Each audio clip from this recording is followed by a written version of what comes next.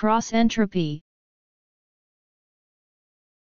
Cross-entropy compares the distance between the outputs of softmax and one-hot encoding.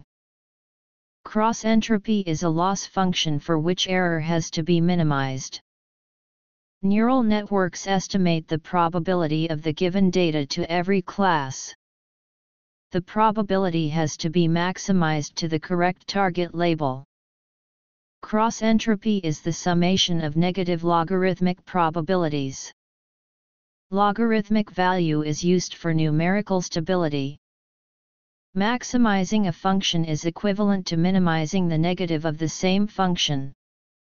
In the next section, we will see the following regularization methods to avoid the overfitting of ANN, dropout. Batch normalization. L1 and L2 normalization. Dropout. Dropout is an effective way of regularizing neural networks to avoid the overfitting of ANN. During training, the dropout layer cripples the neural network by removing hidden units stochastically as shown in the image.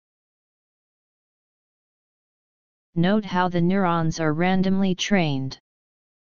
Dropout is also an efficient way of combining several neural networks. For each training case, we randomly select a few hidden units so that we end up with different architectures for each case. This is an extreme case of bagging and model averaging. Dropout layer should not be used during the inference as it is not necessary.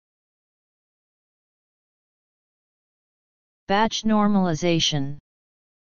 Batch normalization, or batch norm, increase the stability and performance of neural network training.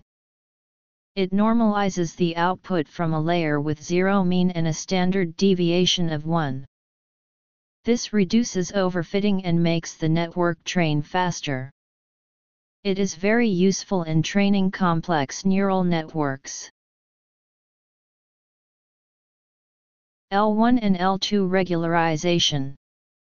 L1 penalizes the absolute value of the weight and tends to make the weights 0. L2 penalizes the squared value of the weight and tends to make the weight smaller during the training. Both the regularizers assume that models with smaller weights are better.